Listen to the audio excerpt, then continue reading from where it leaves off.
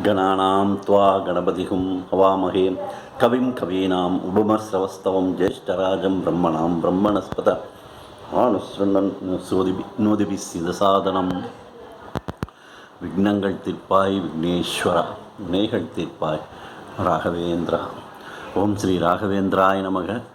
ஓம் ஸ்ரீ விஜயேந்திர தீர்த்தாய நமக. ராம் ராம். நண்பருக்கு எல்லோரும் நமஸ்காரம். அடியன் ஆர்எஸ்புரம் அனந்து சார், கோயம்புத்தூரிலிருந்து திருச்சிக்காரன் அனந்த நாராயணன். இன்றைய தேதி 12/10/2020 அக்டோபர் 12 நாட்கள் வேகமாக நகர்கின்றன. இப்பொழுதைக்கு எனக்குள்ள சப்ஸ்கிரைபர்ஸ் 61 என்னமோ வந்திருக்கு. என்னையை மதித்து சப்ஸ்கிரைப் பண்ண அன்பர்களுக்கு எல்லாருக்கும் என்னுடைய நன்றியை தெரிவித்துக் கொள்கிறேன். இன்றைக்கு மறுபடியும் ஸ்ரீ ராயரை பற்றி ஏதாவது ஒரு விஷயம் சொல்லலாம் அப்படின்னு சொல்லிட்டு நினைக்கிறேன். சென்னையில் குதிரையில் அமர்ந்துக்கிட்டு ஒருத்தர் இருப்பார், ஒரு இங்கிலீஷ்காரர், பிரிட்டிஷ்கார். அவர் நம்ம Thomas Munro, sir Thomas Munro அப்படின்னு சொல்கிறோம். இந்த சர் தாமஸ் மன்ரோ என்பவர் ஆங்கிலேயராக இருந்தாலும், நடுவில் முஸ்லீம் ஆட்சி வந்த பொழுதும் சரி, ஆங்கிலேய ஆட்சி வந்த பொழுதும் சரி, ஆன்மீகத்தில், நம்மளுடைய இந்து மத ஆன்மீகத்தில் நாட்டம் கொண்டு நம்ம பக்தர்கள், நம்ம பகவான்கள் மேலே, மகான்கள் மேலே மரியாதைகள், தொடர்பு எல்லாமே ஏற்பட்ட ஆங்கிலேயர்களும் சில பேர் உண்டு. அதில் ரொம்ப சிறப்பான ஒரு மனுஷன் யாருன்னா சர் தாமஸ் மன்ரோ. பொதுவாக ஸ்ரீ ராகவேந்திரர் பற்றிய விஷயங்கள்லாம் கொஞ்சம் ஈடுபாடோடு இருக்கிறவங்களுக்கெல்லாம் இது தெரிஞ்சிருக்கும். ஆனால் என்னுடைய நண்பர்கள், என்னுடைய வட்டத்தில் இருக்கிற சொந்தக்காரங்க சில பேருக்கு இதெல்லாம் அவ்வளோ தெரிய வாய்ப்பு இல்லைங்கிறதுனால, அது சாதாரண ஒரு விஷயமா இருந்தால் கூட அதை உங்ககிட்ட நான் சொல்லலாம்னு இருக்கேன். மகான்களும் சரி, பகவான்களும் சரி, யாரையும் விட்டு வைக்கிறதில்ல. சர் தாமஸ் மன்ரோ என்பவர் ரொம்பவும் கொடுத்து வச்சோன்னு வச்சுக்கோமே. அது எப்படின்னு கேட்குறீங்களா? நம்ம இன்றைக்கி பார்ப்போம். இன்றைக்கி அப்போல்லாம் அந்த சமயத்தில் 1812 நினைக்கிறேன், 1812 வருடம்னு நினைக்கிறேன். அதுக்கு முன்னாடி 1671, 1671 வருடம் ஜீவ சமாதி அடைந்தார் ஸ்ரீ ராகவேந்தர் மந்த்ராலயத்தில். இந்த மந்த்ராலயம் இருக்கிற கிராமத்துக்கு பேர் மாஞ்சாலி அப்படின்னு பேர். இதுக்கு தேவைப்படுது, ஜாகிரபிக்கு இது மாதிரி தேவைப்படுது. இப்போ சென்னை மாகாணம் தான் அப்போல்லாம் சொல்லுவாங்க, சென்னை மாகாணம் அப்படின்னு சொல்லுவாங்க. பெருசாக இருக்கும். நான் ஆந்திர பிரதேஷ் தனியாக, கர்நாடகம் தனியாக, ஆந்திரா தனியாக அப்படிலாம் கிடையாது, தமிழ்நாடு தனியாலாம் கிடையாது. அப்போ எல்லாம் ஒன்றா இருந்தது. கிருஷ்ணதேவராயர் பீரியடில் தான் அதே மாதிரி ஒன்றா இருந்தது. அதே மாதிரி கண்டினியூ ஆச்சு. அதனால் இது பெல்லாரி இருக்கு இல்லையா, அந்த பெல்லாரியெல்லாம் அந்த சென்னை மாநிலத்தை சேர்ந்ததாக இருந்ததுனால Bellary collector sir Thomas Munro. அப்போ அவர் பெல்லாரியில் கலெக்டராக இருந்தார். இப்போ இந்த மனுஷனுக்கு சும்மா இருக்க முடியாது இல்லையா, ஒன்றும் இல்லை அப்படின்னு எதாவது ஒன்று கிளப்பிட்டு இருக்கிற மாதிரி அந்த பிரிட்டிஷ்காரனும் எதாவது ஒன்று கிளப்பிட்டு இருந்தாங்க. இந்த நிலங்கள்லாம் சும்மா அப்பப்போ அங்கே புறம்போக்கு இது அதுன்னு இருக்குல்லப்பா, அதெல்லாம் நம்ம கவர்மெண்ட்டோட சேர்த்து விட்டு அங்கே இருக்கிறவங்கக்கிட்ட நான் வசூல் பண்ணாதான் வருமானம் கிடைக்கும் இல்லையா, ஏன் அப்படி வச்சுருக்கீங்க அப்படின்னு சொல்லிட்டு கிளப்புறப்ப இந்த மாஞ்சாலி கிராமமும் மாட்டிக்குது. இதை பற்றி பிரச்சனை வருது. இது என்னடா இது இப்படியே விட்டு வச்சுருக்கீங்களே, அது என்ன ஒன்றுமே இல்லை, எதுவும் பிருந்தாவனம் இருக்குங்கிறாங்க, சமாதி இருக்குங்கிறாங்க, அங்கே சுற்றியும் ஜனங்கள் கொஞ்சம் பேர் இருக்காங்க. அந்த நிலத்தை ஏன் இப்படி வச்சு, எவ்வளோ பெரிய விஸ்தீரமான ஒரு நிலமா, அதை போய் அப்படியே விட்டு வச்சுருக்கீங்க, அது நம்ம கவர்மெண்ட்டோட சேர்க்க வேண்டியதானே அப்படின்னு சொல்லிட்டு அது அவங்களுக்கெல்லாம் இதெல்லாம் எதுவுமே ஒரு பொருட்டு கிடையாது. ஆன்மீகம் பண்ணாங்க, அதெல்லாம் சனாதன தர்மம், இந்து மதம். இப்போவே நம்ம தமிழ்நாட்டில் அப்படித்தான் இருக்குது. சனாதன தர்மம்னு சொன்னாலே உதைக்க வந்துடலாம். அப்படி தான் இருக்குது நிலைமை இன்றைக்கி. அதனால் அந்த காலத்தில் அப்படி இருக்கும் பொழுது அவன் அலட்சியமாக சொல்கிறப்ப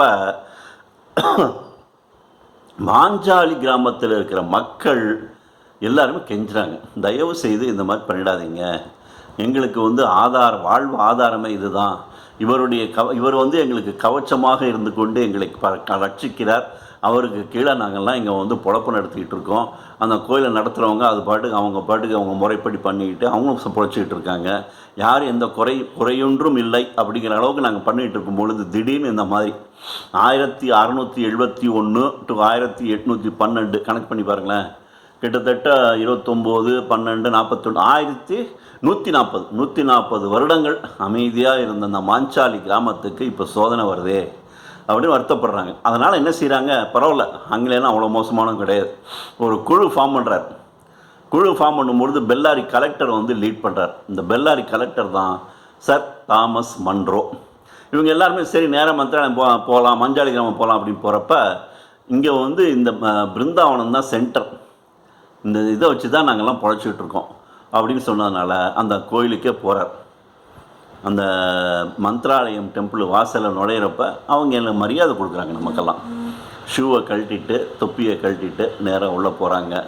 போய் மூலஸ்தானத்தை காமிக்கிறாங்க. மூலஸ்தானத்தை காமிச்சிட்டு இங்கே தான் அவர் இருக்காருங்க, ஜீவ சமாதியாக இருக்கார், இந்த சமாதி தான் அப்படின்னு சொல்லிட்டு காமிக்கிறாங்க. அப்போ வந்து இவங்க ஒதுங்கிக்கிறாங்க. ஒதுங்கினவுடனே இவர் வந்து அப்படியே பிரமிச்சு போய் பார்த்துக்கிட்டு இருக்கார் பிருந்தாவனத்தை.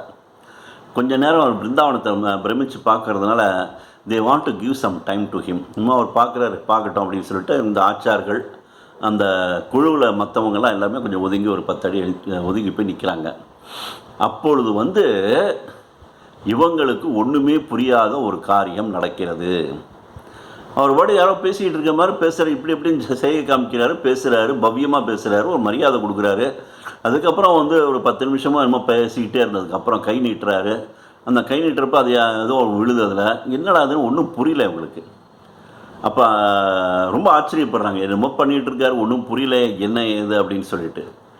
அப்போது இவர் வந்து இந்த மாதிரி பேசி கொண்டு இருக்கும் பொழுது அங்கே அர்ச்சகர்களுக்கெல்லாம் எப்படி இருக்கும், ஒரு 3 ஃபேமிலிஸ் பரம்பரையாக பார்த்துக்கிட்டு இருக்காங்க. ஒரு பரம்பரையாக தலைமுறையாக 3 பேர் முறைன்னு வச்சு மாற்றி மாற்றி இந்த கோயில் பராமரிச்சுட்டு இருக்காங்க. அந்த அர்ச்சகர்கள் ஃபேமிலியாக அந்த முறையில் இருக்கிறவங்க, அப்போ இருக்கிறவங்க அவங்க யோசிக்க ஆரம்பிச்சிட்டாங்க, இது வச்சு தான் நம்ம பொழப்பு நடத்திக்கிட்டு இருக்கோம், 140 வருஷமாக நம்ம முறைப்படி அப்படியே பரம்பரையாக தலைமுறையாக வாழ்ந்து வந்த நமது வாழ்க்கையில் ஏன் இப்படி ஒரு குறுக்க ராயர் ஏன் இப்படி சோதனை பண்ணான்னு தெரியல. ஒரு நம்ம சொந்த ஊருக்கு அனுப்பி விட்டுருவாரோ, இன்றைக்கி தான் நமக்கு சொந்த ஊரே ஞாபகம் வருது, நம்ம சொந்த ஊர் நம்ம ஊருக்கு போக வேண்டியதாக இருக்குமோ அப்படின்னு நினைக்க வச்சிடுறாரு ஸ்ரீ ராயர்.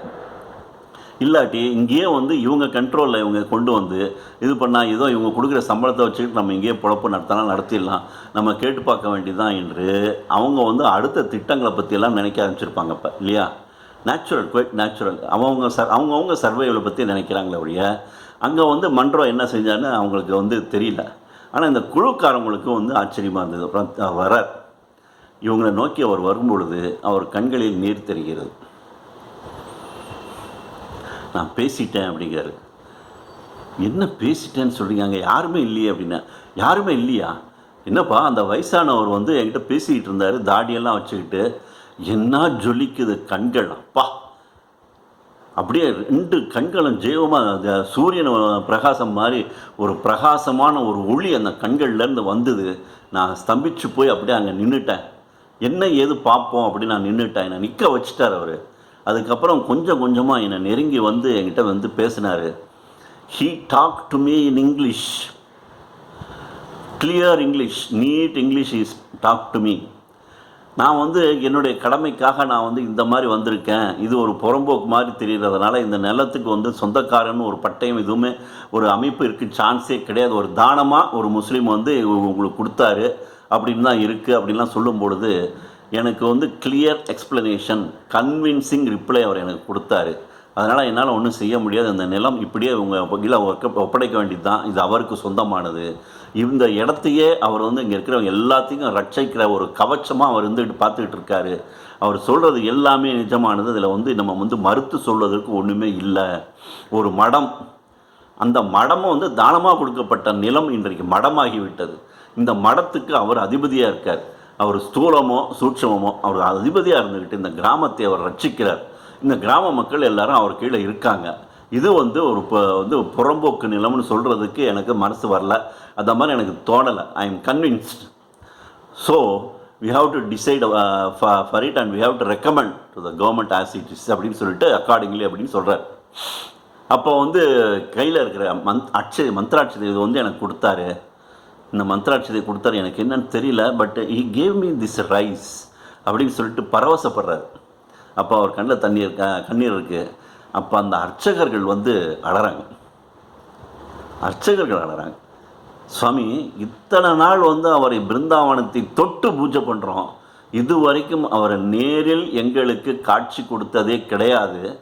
இன்று உங்களுக்கு அவர் காட்சி கொடுத்து இவ்வளோ தூரம் பேசியிருக்காருங்கிறப்ப எப்பேற்பட்ட ஒரு புண்ணியவான் தெரியுமா சாமி. ரொம்ப ரொம்ப புண்ணியம் பண்ணியிருக்கீங்க, உண்மையிலேயே எங்களை விட நீங்கள் தான் ரொம்ப மேன்மையானவர் அப்படின்னு சொல்கிறப்ப அவருக்கு வந்து அதை விட ரொம்ப சந்தோஷமாயிடுது. இப்படியெல்லாம் சொல்கிறதுக்கு எனக்கு தகுதி இருக்கான்னு தெரியல, இருந்தாலும் எனக்கு ரொம்ப சந்தோஷமாக இருக்குது. என்னுடைய வாழ்க்கையிலேயே இன்றைக்கி வந்து மறக்க முடியாத ஒரு நாள் மாதிரி என்னை பண்ணிட்டாரு உங்கள் தெய்வம் அப்படின்னு சொல்லிட்டு அந்த மகான் பற்றி பேசுகிறாரு தாமஸ் மன்றோ. அந்த அவர் பேசிகிட்டு இருக்கும் பொழுது, ராகவேந்திரர்கிட்ட இங்கிலீஷில் பேசிகிட்டு இருக்கும்பொழுது இன்னொரு விஷயம் கேட்குறாரு. நோட் புட்டப் பண்ணுறது எனக்கு ரொம்ப ஈஸி. ஒவ்வொரு ஒஃபிஷியலும் ஃபைலில் வந்து இந்த மாதிரி ரெக்கமெண்டட் அப்படின்னு சொல்லிட்டு நோட் புட்டப் பண்ணிடலாம். இது நான் ஒரு காரணத்தை சொல்லி நான் போடுறேன், மேடம்னு சொல்லி போடுறேன். ஆனால் அதை அமுல்படுத்துறது, அதை அப்ரூவல் போட்டு கையெழுத்து போடுறது வந்து கவர்னர் ஆச்சே. கவர்னர் வந்து நான் எப்படி கன்வின்ஸ் பண்ண முடியும் சுவாமி? நீங்கள் ஈஸியாக சொல்லிட்டீங்க, அவரை போய் நான் வந்து ஒன்றும் சொல்லி எக்ஸ்பிளைன் பண்ணாலும் முடியுமே ஒழிய அதனால் அது ரைட்டை நீங்கள் கையெழுத்து போடுங்கன்னு என்னால் அவர் சொல்ல முடியாது சுவாமி. கவர்னர் என்ன நினைக்கிறாரோ அதுதான் அப்படின்னு. அதை பற்றி நீ ஏன் கவலைப்படுகிறாய்? காலம் வரும்பொழுது உனக்கே தெரியும், காலம் வரும்பொழுது உனக்கே தெரியும், நீயே உணர்ந்து செய்வ, அது நடக்கும், நீ கவலைப்படாத. அது எப்படிங்கிறத நீ போக போக நீ புரிஞ்சுக்குவ அப்படின்னு சொல்லிட்டு அனுப்புகிறாராம். இப்படி சொல்கிறார் அவர், ஆங்கிலத்தில் சொல்கிறாரு. அவருக்கு ஆங்கிலமும் தெரியுது, நல்லா ஆங்கிலத்தில் தெளிவாக. மகான்களுக்கு என்ன எந்த லாங்குவேஜ் வேணாலும் பேசுவாங்க. ஏன்னா முக்கண்ணை மூன்றாவது கண் திறந்து விட்டால் சகசிராரம் வந்து இதாகிடுச்சுன்னா அவ்வளோதான், அவங்க எல்லாமே தெரிஞ்சவங்க தான். பரபிரம்மம் இல்லையா? அதில் ஒன்றும் அதிசயமானது ஒன்றும் இல்லை. சரின்ட்டு அவங்க வந்து விடை பெற்று கொண்டு செல்கிறார்கள். அன்றைக்கி வந்து அவர் வந்து போயிடுறாரு. அதற்கு பிறகு தன்னுடைய ரெக்கமெண்டேஷனை ராயர் எப்படி சொன்னாரோ அதே மாதிரி எழுதி கையெழுத்திட்டு ஆஃபீஸுக்கிட்ட ஒப்படைச்சிடுறாரு. என்னுடைய கடமை முடிஞ்சது ராகவேந்திரா, என்னை மன்னிச்சுக்கோ, இதுக்கு மேலே என்னால் செய்ய முடியலன்னு சொல்லிட்டு வேண்டிக்கிறார். 2 மாதங்களோ என்னமோ செல்லுகின்றன. சென்றதுக்கப்புறம் அந்த கவர்னர் வந்து அவருடைய பதவிக்காலம் முடிந்து அடுத்த கவர்னர் வரணும்.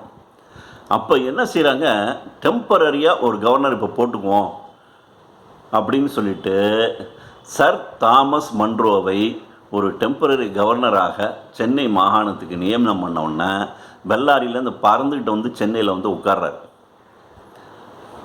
உங்களுக்கு தான் தெரியுமே, பெரிய பெரிய ஐஏஎஸ்காரங்களாம் மனிதர்கள், இது மந்திரிகள், அமைச்சர்கள் வந்து பெரிய பெரிய பதவியில் இருக்கிறவங்கலாம் வந்து திருவிழா மாதிரி இருக்கும். அன்றைக்கி வந்து ஃபஸ்ட்டு பதவி ஏற்கும் பொழுது இந்த டேபிளில் வந்து அவங்க கீழே இருக்கிற அதிகாரிகளுக்கு தெரியும், நல்ல நாளாக பாரு, நல்ல ஃபைலாக பாரு, பிரச்சனை இல்லாத ஃபைலாக பாரு, ஒரு 4-5 ஃபைலை வச்சிரு, முதல் நாள் நல்ல நாளாக பார்த்து நல்ல நேரமாக பார்த்து அதெல்லாம் கையெழுத்து போட்டுட்டோம்னு சொல்லிவிட்டு செலக்ட் பண்ணி தான் வைப்பாங்க.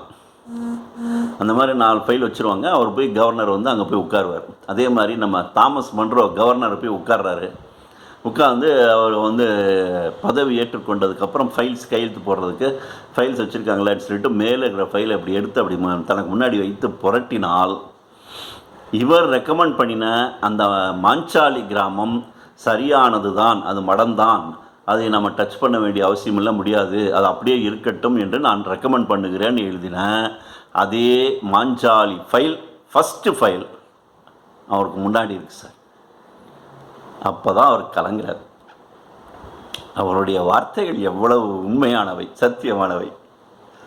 அது எப்படி பண்ணணுமோ நான் பண்ணுறேன், நீ கவலைப்படாத அப்படின்னாரு. அவர் எந்த கவர்னருக்கும் எந்த எக்ஸ்ப்ளனேஷன் சொல்ல வேண்டிய அவசியம் இல்லை, நான் தாண்டா கவர்னர், நான் சொன்னது தாண்டா அப்படின்னு சொல்லிட்டு அந்த ஃபைலில் அவர் கண்ணனை கலங்கிய கண்களோடு தான் ஒரு புண்ணிய காரியம் பண்ணுறோங்கிற பெருமையோட அந்த கையெழுத்து போடுறார் சார். அதுதான் மகான்கள் பண்ணுற மிரக்கல்லாம் சும்மா சாதாரண கிடையாது சார். இந்த இதை கையெழுத்து போடுறாரு. அதுக்கப்புறம் இந்த மந்த்ராலயம் விசிட் பண்ணி அவங்க அரிசி வாங்கிட்டு வந்த அன்னைக்கு அதை ரெக்கார்ட் பண்ணுறது கெசட்டில், மெட்ராஸ் கெசட்டில் போடுவாங்க. ஃபோர்ட் சென்ட் ஜார்ஜ் இல்லையா, அந்த கெசட்டில் வந்து அன்னன்ன நடக்கிற நடவடிக்கைகளில் இதை போட சொல்கிறார் தாமஸ் மன்றோ. நான் போனேன், ஒரு மகானை சந்தித்தேன், அவர் ஒரு ரைஸ் கொடுத்தாரு, அதெல்லாம் எழுதி அதில் வந்து என்ன சொல்கிறாரு, இந்த ரைஸ் எனக்கு என்ன செய்கிறதுன்னு தெரியல, அதனால் அலுவலக சமையலுக்கு அன்றைக்கு சமைக்கிற பொழுது அந்த சமையலில் இந்த அரிசியும் சேர்த்து விட சொன்னேன் அப்படின்னு அதில் ரெக்கார்டு. அந்த கெசட்டில் இன்றைக்கும் கூட அந்த இது எடுத்து போடுறாங்க. ஸ்ரீ ராகவேந்தர் விஜயம் அவரை பற்றி வரலாறுன்னு புஸ்தகங்கள்லாம் போடுறவங்க அந்த கெசட்டை வந்து பர்மிஷன் வாங்கி அந்த பேஜ் அப்படியே ஃபோட்டோ எடுத்து அவங்க புஸ்தகத்தில் வெளியிட்டுக்கிறாங்க. நீங்களும் கூட இந்த மாதிரி பார்க்கலாம், அடிக்கடி அது வரும். அந்த மாதிரி வந்து அவர் அந்த தாமஸ் மன்ரோவை வைத்து ஸ்ரீ ராகவேந்திரர் தன்னுடைய நிலத்தை மட்டும் பாதுகாத்து கொள்ளவில்லை, அங்கே இருக்கிற பக்தர்கள் எல்லாத்துக்கும் அவர் கவச்சமாக இருந்து கொண்டு பார்த்து கொள்கிறார். இப்போ இதில் தாமஸ் மன்ரோ பாருங்கள், ஹிந்துங்கிறதுக்கு சம்மந்தமே இல்லாத ஒருத்தர் மகானை நேரில் கண்டு பேசுகிறார் அப்படிங்கிறப்ப நினச்சி பாருங்கள். இன்றைக்கு எதுவுமே நம்ப மாட்டேங்கிறாங்க. எது எடுத்தாலும் எடுத்தறிஞ்சு பேசுகிறது மாதிரி ரொம்ப பேசுகிறாங்க. மனசுக்கு ரொம்ப சங்கடமாக இருக்குது. ஒரு வசிஷ்டர் என்கிற ஒரு மாமுனிவர், எல்லாருக்கும் தலையாய ஒரு முனிவர். இன்றைக்கி ஒரு 2-3 நாட்களுக்கு முன்னாடி ஒரு இதில் அவர் சேனலில் அவர் பேசும்பொழுது அவ்வளவு அவமதித்து பேசுகிறார். எங்களுக்கு அவர் புனிதமானவர், எங்களுக்கு தெய்வம். எங்களுடைய தெய்வத்தை இன்னொருத்தர் பழித்து பேசுகிறப்ப மனசு நொறுங்கி போகுது. இதை அரசாங்கம் கண்டுகொண்டு பேசாமல் இருக்கிறது. இப்படியெல்லாம் இருக்கும்பொழுது மனசுக்கு ரொம்ப சங்கடமாக இருக்கிறப்ப ஆறுதல் பண்ணிக்கிறதுக்கு நான் இந்த மாதிரி சில கதைகள் அப்பப்போ உங்களோட டிஸ்கஸ் பண்ணுறப்ப எனக்கு ஆறுதல் பண்ணிக்க வேண்டியது தான், வேறு வழி இல்லை எனக்கு. தாமஸ் மன்ரோ ஸ்ரீ ராகவேந்திரன் அருள் மட்டும் பெறவில்லை. நாங்கள் நினச்சோம் இப்படி தான் இருக்கோம், சரி இது வேறு ஏதாவது அவர் வாழ்க்கையில் ரொம்ப அப்படி ரொம்ப மோசமானவர் ஆங்கில அப்படி பார்த்தா ரொம்ப தங்கமானவர்னு சொல்லி கேள்விப்பட்டேன். இவர் குதிரையில் இவர் உட்கார்ந்துருக்கிற மாதிரி சென்னையில் அந்த சிலை அவர் இருந்த இடத்துலையே அந்த ஏதோ ஒரு இடம், ஒரு முக்கியமான இடம், அது அவருக்கு சம்பந்தப்பட்ட அந்த முக்கியமான இடத்துலையே அந்த சிலையை வச்சுருக்காங்க. அவர் ஆன்மீகத்தில் ரொம்ப ஈடுபாடு இருக்கிற போல தெரியுது. மக்களுக்கு நல்லது செய்யணும்னு ஆசைப்படுற மாதிரி தெரியுது. திருப்பதிக்கு சம்பந்தம் இருக்குது அவருக்கு. சில பேருக்கு தெரிஞ்சிருக்காதுன்னு நினைக்கிறேன். திருப்பதி வெங்கடாஜலபதிக்கும் நம்ம தாமஸ் மன்ரோ அவரையும் விட்டு வைக்கல. இவர் எப்போது ஏதோ ஒரு பொங்கல் கொடுக்குறப்ப, வெண்பொங்கல் கொடுக்குறப்ப இவர் பாட்டு ஏதோ நம்ம அந்த நம்பிக்கை இல்லாதவங்கள ஒரு மாதிரி பேசுவாங்களே, அவர் ஏதோ பேசிட்டார் போட்டுருக்கு. அவர் தப்புன்னு சொல்லக்கூடாதுன்னு நினைக்கிறேன் நான். இது என்னப்பா பிரசாதங்கிறீங்க, அவருக்கு கொடுக்குறீங்க, அதுக்கப்புறம் நீங்கள் சாப்பிட்றீங்கன்னு ஏதோ பேசியிருப்பார் போல் தெரியுது இல்லையா? நாமளே சொல்லுவோம் இல்லையா, கதாகாலட்சம் பண்ணுறவங்களே சொல்லுவாங்க, சாமிக்கு நைவேத்தியம்னு கொஞ்சம் இருந்தால் எடுத்துக்கப்போ சொல்லிட்டு நம்ம தான் எடுத்துக்கிறோம் அப்படின்னு சொல்லுவோம். அந்த மாதிரி அவர் ஏதோ ஒரு சொல்லியிருக்கலாம். அது பெருமாளுக்கு கொஞ்சம் வருத்தமாகி அவருக்கு ஒரு தண்டனையை கொடுக்குறார். ஒரு நாள் திடீர்னு ஒரு தாங்க முடியாத வயிற்று வலி வருகிறது. இந்த வயிற்று வலியினால் அவர் துடிச்சிக்கிட்டு இருக்காரு. அப்போ என்னென்னமோ பண்ணி பார்க்குறாங்க, முடியல. இந்த நியூஸ் அப்படியே அவர் வீட்டை விட்டு அலுவலகத்தை விட்டு வெளியில் போகும்பொழுது ஒரு அர்ச்சகருக்கு ஆவேசம் அருள் மாதிரி சொல்கிறார் போல் இருக்கு. பெருமாளை நீ எப்போ பழித்து பேசியிருப்ப போல் தெரியுது, அதனால் பெருமாள் மேலே கோவப்பட்டு இந்த வயிற்று வலி கொடுத்திருக்கிறார். நீ திருப்பதி வெங்கடாஜலபதிக்கு இங்கேருந்து மானசீகமாக என்னை மன்னிச்சுக்குப்பான்னு வேண்டிக்கோ, அவர் நிச்சயமாக சரி பண்ணுவார்னு எனக்கு தோன்றுறது அப்படின்னு சொல்லிட்டு அந்த அர்ச்சகர் சொல்கிறார்.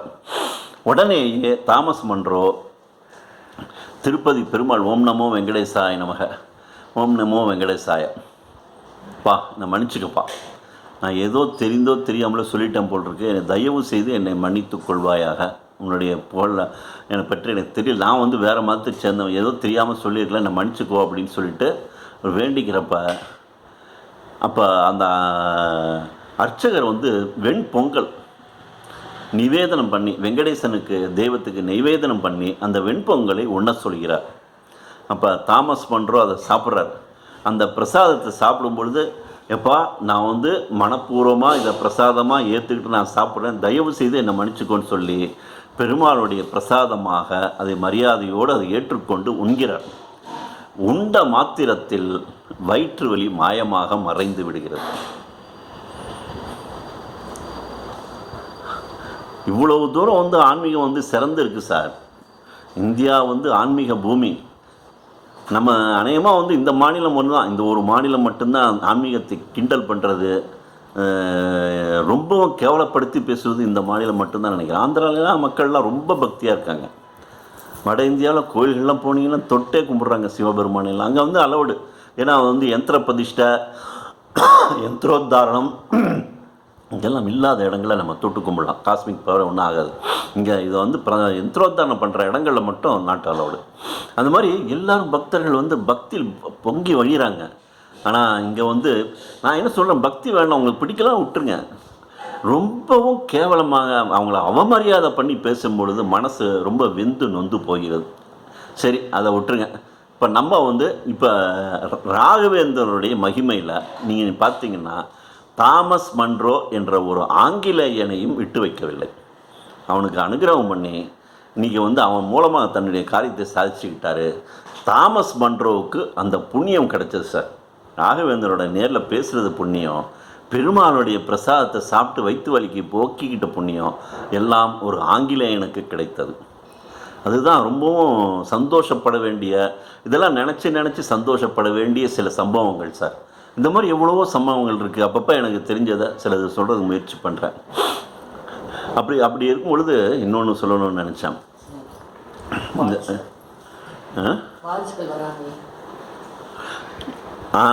சாரி சார், அது முக்கியமான பாயிண்ட் நல்ல என்னுடைய மனைவியரை ஞாபகப்படுத்தினாங்க. தாமஸ் மன்றோவினுடைய இன்றைக்கு வாழ்ந்து கொண்டிருக்கிற அவருடைய வாரிசுகள் ஒரு 6-7 பேர் அந்த குடும்பத்தை தலைமுறையாக இன்றைக்கு இருக்கக்கூடிய அவருடைய வாரிசுகள் யூகேலேருந்து இந்தியாவுக்கு வர வேண்டிய ஒரு சந்தர்ப்பமாக, இல்லாட்டி ஒரு பொழுதுபோக்காக வந்தாங்களான்னு தெரியல. இங்கே வந்ததுனால இங்கே அவங்க முக்கியமாக அவங்க மந்திராலயம் சென்று ஸ்ரீ ராகவேந்தருடைய தரிசனத்தை பண்ணி அவர் ஆசீர்வாதத்தை வாங்கணும்னு ஆவலோடு சென்று அப்படியே ஒரு குடும்பத்தோடு சென்று அவளை பண்ணி அவங்க ஆசீர்வாதம் வாங்கினாங்க சார். அவங்களும் அதை மறக்கலை. அந்த சம்பவத்தை இன்றைய வரைக்கும் அவங்க ஞாபகத்தை வச்சுக்கிட்டு அவங்க பண்ணுறாங்க. இன்னொன்று கூட இருக்குது. புத்தாண்டு அன்றைக்கு மானசீகமாக, அது எப்படி சொல்கிறதுன்னு தெரியல எனக்கு, அவர் அந்த குடும்பத்துக்கு சென்று ஆசீர்வாதம் பண்ணுற மாதிரி நான் கேள்விப்பட்டேன். எனக்கு தெரிஞ்சது. அது எவ்வளோ தூரம் தெரியல எனக்கு. இன்றைக்கும் தாமஸ் மன்றோவை அவர் மறக்கவில்லை ஸ்ரீ ராகவேந்தர். அவ்வளோ தூரம் தன்னை நம்பினவர்களை நம்பினோர் கைவிடப்படாருங்கிற மாதிரி தன்னை அவங்கள பாசமாக கீழே இறங்கி போயிடுறார். ராயர் அப்படி கிளங்கி வர்றார், கீழே இறங்கி நம்மளெல்லாம் காப்பாற்றுறார். பிடிச்சி போயிட்டா அவ்வளோதான். ஆனால் நம்ம அவர்கிட்ட நம்பிக்கை வைக்கணும். அவ்வளோதான். இதுதான் சார். ஒரு ஆங்கிலேயன் மூலமாக கூட ஸ்ரீ ராகவேந்தர் பக்தியை பரப்பியிருக்காருங்கிறது ரொம்ப விசேஷமானதுன்னு சொல்லிட்டு இன்றைக்கி நான் கிளம்புறேன். ராம் ராம்.